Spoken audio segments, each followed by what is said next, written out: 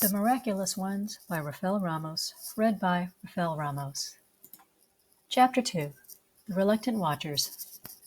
From above, Earth still looked beautiful. The crystal blue planet with cloud marbling and tan green landmasses dotting its serene surface, it was as Miranda remembered as she descended from the sky. In contrast, Setibus winced a little, as he perceived that the environment felt wrong, felt off.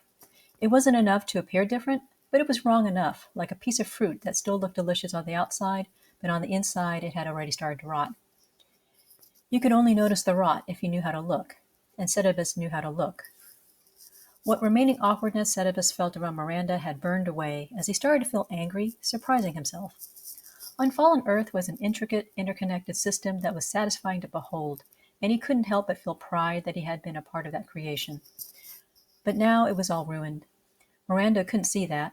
She looked across the vast field of vision, taking in a sunny sky that caused the snow to sparkle and glitter, and surveying the dark green plain below that was crisscrossed with rivers and streams joining an azure sea along a distant coastline. As they landed on a rocky outcrop on a high snowing mountain range, she transferred from ethereal energy to matter, including her gear, and her embodied form sunk a little in the snow. She reached down and tasted a bit of snow, savoring its cool sweetness. Has the Earth itself really fallen? She asked. The humans I understand. They're intelligent creatures, but an actual planet? Setibus replied, grim. Yes. How? The Earth, the humans, they're all part of the same system. When one part gets corrupted, it all gets corrupted. Setibus saw Miranda frowning, puzzled. Look, you're embodied. What do you feel standing here? Cold? And? Thin air. Would you be comfortable here? Setibus asked. That is, if you were to bivouac here right now. Sure. Well, that's because we're angels, but no human would be now, but back then they would have been. Setibus pointed all around him. Paradisal Earth was the perfect place for humanity, as it would accommodate itself to humanity's needs. Eden was just the human's connector between Earth and heaven, the terminus point. Be fruitful and multiply guaranteed that humanity would outgrow Eden, but they would still be stewards of an Earth that was easy to take care of because it would take care of its stewards. A mutual symbiotic system. But not anymore. He shook his head. Now humanity is destined to die, and Earth is apathetic to whether humans live long or die soon. They'll have to work, and work hard to live on this planet. If they drop their vigilance, if they take anything for granted, this fallen Earth will be their violent death. Miranda could still taste the sweet coolness of the snow. After a pause, she asked, Setibus, do you even want to be here? I did, Setibus said, before the humans made it fall. He shrugged, surveyed the area around their location, and focused on one spot. There. We'll need to go where the humans are. He looked at Miranda. Do you intend to stay embodied? Samantha said that we needed to stay in stealth. I'll switch back to ethereal just before we reach the humans. Why be embodied at all? Miranda looked away before answering. It reminds me of the first time I came to Earth. Setibus suddenly remembered that Miranda was Ariel's beloved. Oh. They took off from their perch, Miranda following Setibus's lead. In that part of the world where the human population was sparse, it took focused concentration for Setibus to follow the trail of human migration. With his discerning eyes, he estimated the group they were tracking to be small, perhaps about 100 members. Eventually, the trail ended in a little valley where the weather was warmer, with plenty of vegetation, natural shelters, and a coastline promising of good fishing. It was also there that Setibus and Miranda stopped short, as Miranda, with her own soldier's eyes, exclaimed, Oh God. They alighted before the humans, not bothering to conceal themselves, as all the humans in that group were dead. Setibus had been right. They had been a band of about 100. Picking their way through the makeshift camp, including inspecting tents thrown about, they saw slaughtered bodies, the spear and blade wounds already grown dark and sticky with time. Miranda, overwhelmed by the stench of human blood, urine, and feces spilled from soon-to-be rotting bodies, felt her body convulse with dry heaves. Setibus glanced at her. Switch to your ethereal, Miranda. She nodded, and her gross matter flashed away. Should we call this in? No. Setibus assessed the pattern of the massacre. This is just fallen human on human activity. Nothing originated from Lightbearer's army. How can you tell? Setibus pointed down. The soil is churned with the imprints of struggling bodies. And there, footprints of animals and a smaller group of humans leaving. Also, did you notice that humans are not here? What do you mean? The dead here are men, old women, and children, Setibus said. But where are the young women? Miranda's face twisted. Exactly. A raiding party, then. Could be. Either that or they were members or guests of this band. That would be terrible. Setibus shrugged. Either way, they attacked this camp while everyone was still asleep, overwhelming any man who was still awake as night watch. They met off with the animals and the fertile women. Miranda looked around. What do we do now? Follow the murderers? Try to save the kidnapped women? Setibus shook his head. That's not our directive. This didn't come from Lightbear. So we do nothing? We're watchers, Miranda. We can track these other humans down, but unless Lightbear or members of his army are working directly through them, then all we can do is watch, Miranda interrupted. She threw up her hands in frustration. Now you know how I feel. Setibus started to turn away. Wait, we can't just let them be like this. What? Exposed like this. They were intelligent creatures, just like us. It's unseemly. Setibus shrugged.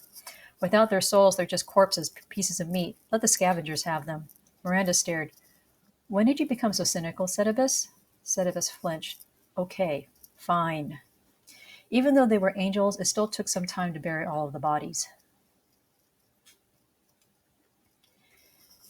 It had been 2 Yodokallans since they first arrived on Earth, 700 years since Miranda and Setibus buried those long-ago bodies. While humans became more organized in their settlements and gained some progress in their ability to feed and shelter themselves, still nothing substantive had changed. The archangels patrolling above Earth were doing their job so well, keeping the Lightbearer and his ilk out, that any evil deeds done on Earth sprung entirely from the minds of Earth's human inhabitants. It was starting to get tedious. The palpable panic of this specific village drew Setibus and Miranda's attention, but all it took was Setibus to observe the villagers' behavior for a few minutes. They poisoned themselves by eating diseased crops. And that? Miranda pointed at the mob surrounding a small hut. 2 men invaded the dwelling and dragged out an old woman, with their children and grandchildren screaming after her. The villagers blame her for it because she's the only one who didn't get sick. Are you sure, she asked, that this isn't hell's doing? Setibus stifled a sigh. Yes, my assessment is unchanged. He shrugged and made a disinterested note of yet another episode of fallen humans behaving badly against each other. Ah! Miranda threw up her hands. I can't stand this. She took off.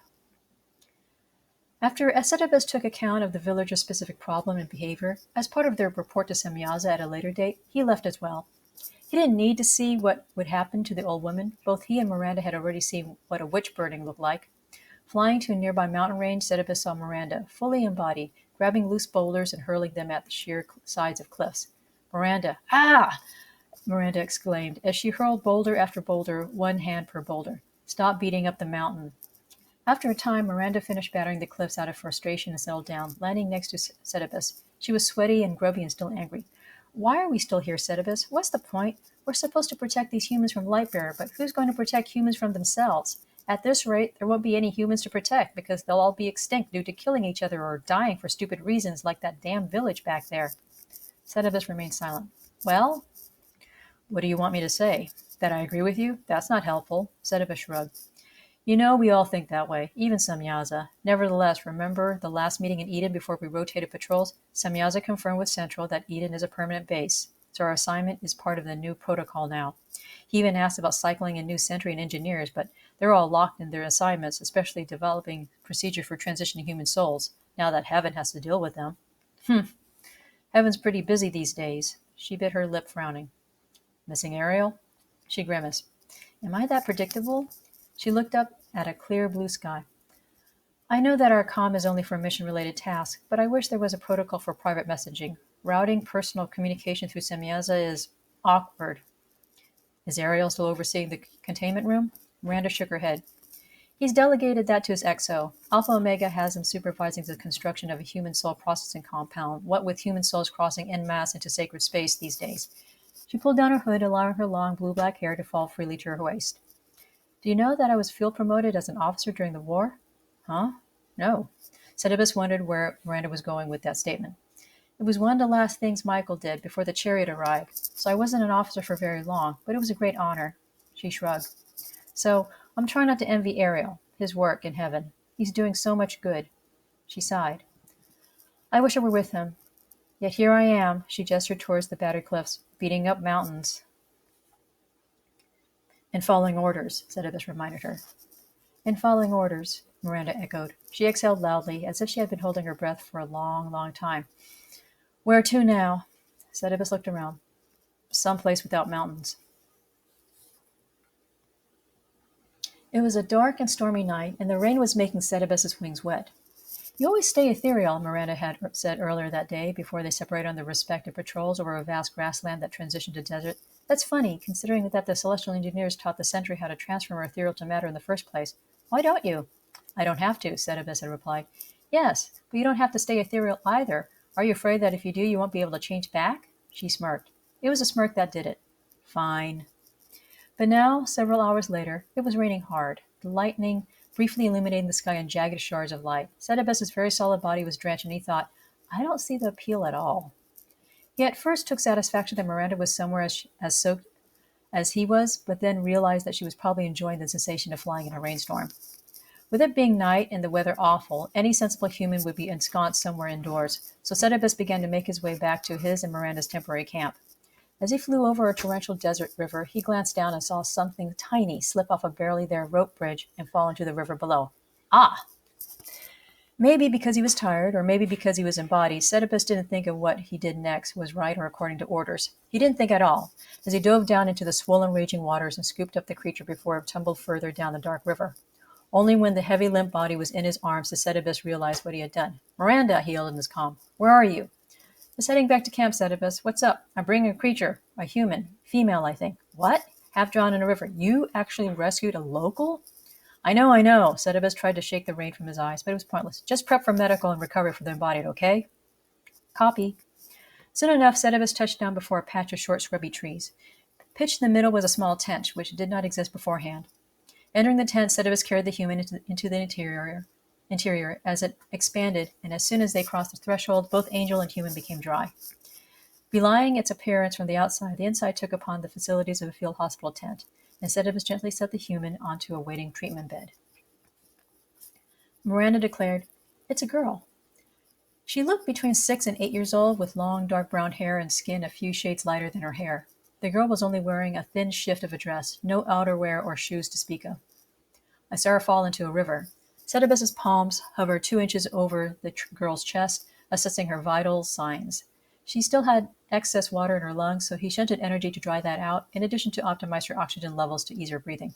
Heart and blood circulation looked good, Setibus said. He moved his palms towards her head as he shunted additional oxygen to her brain, but then stopped, startled. Miranda noticed. What is it? She has cancer. Where? Brain. Glioblastoma. Advanced. It's a miracle that she was able to walk at all. Setibus stared at the girl's face. What was she doing on that bridge? Miranda shook her head. Well, Setibus, it's your call. We've already passed our directive here. Setibus paused. The girl's cancer was biologically based, so her death was natural. They had seen plenty of humans, young and old, die countless times before. They had even witnessed much younger children face far more horrific deaths. And yet, he needed to know the answer. What was she doing on that bridge? He shifted his shoulders. Well, I've already saved her, so I might as well do this right. He looked at Miranda. I'll need your help. How? Place your thumbs and middle fingers here on her skull. Energy transfer, ethereal transfer to matter, but dialed down by 78%.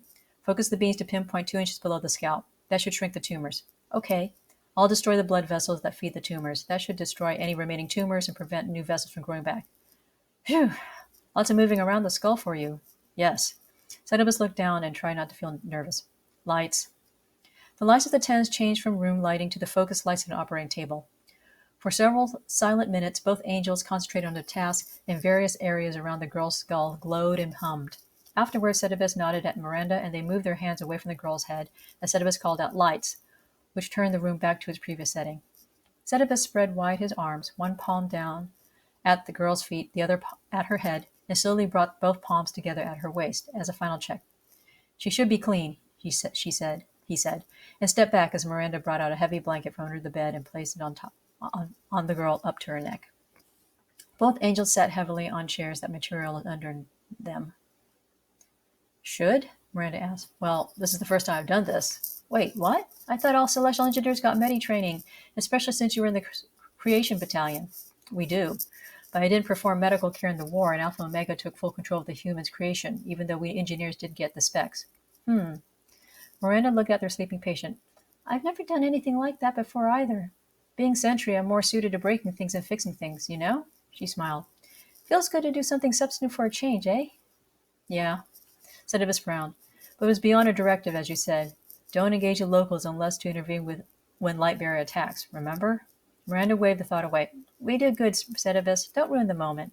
And I'm sure Samantha will understand. It's only one human after all. Maybe. Setibus yawned. Need to recharge after all that. Miranda yawned too. Same here. Both angels closed their eyes, and after a while they shimmered away to ethereal, flowed up and away from the tent, and coalesced around one of the shrubby trees as their resting roost.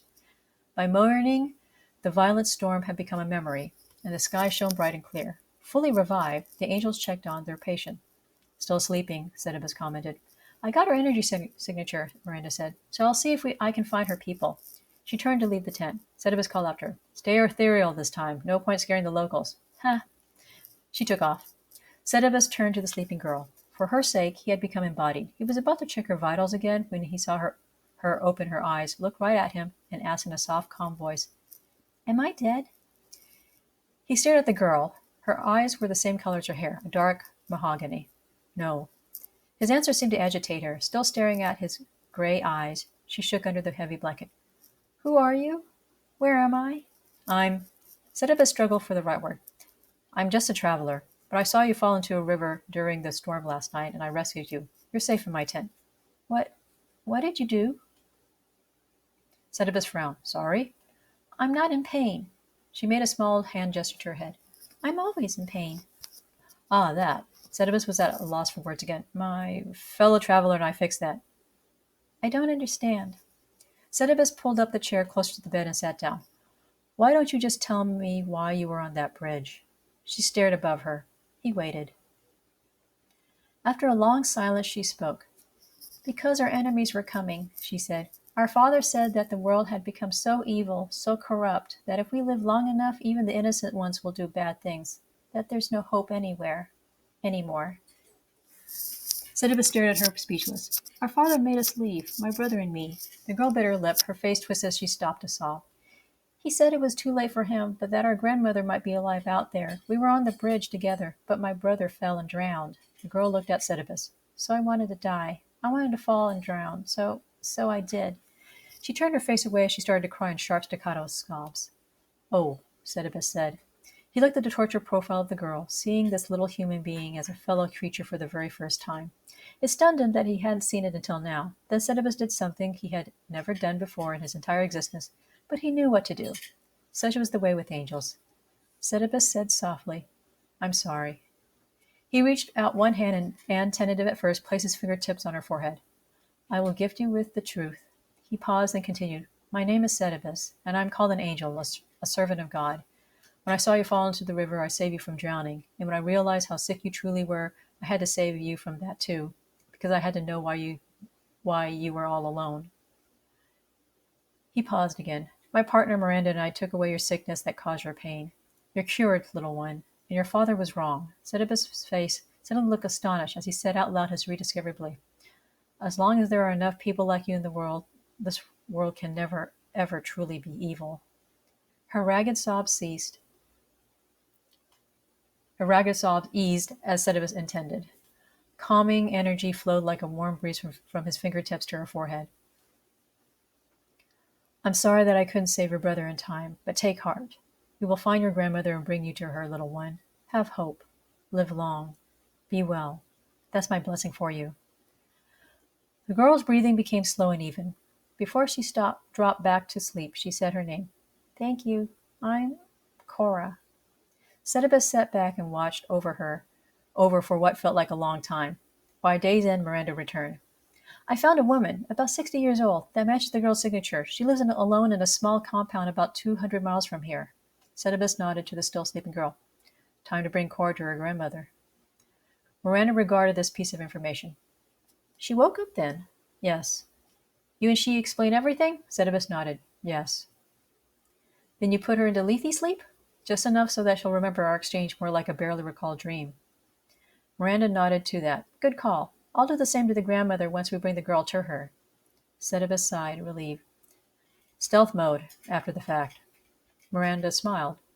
At least we can still follow that order. Setibus chuckled at that. He stood up. Need help? No, I'm good, Setibus said. He carefully lifted up the sleeping girl, blanket and all, and cradled her in his arms. She felt small and warm and fragile. Lead the way.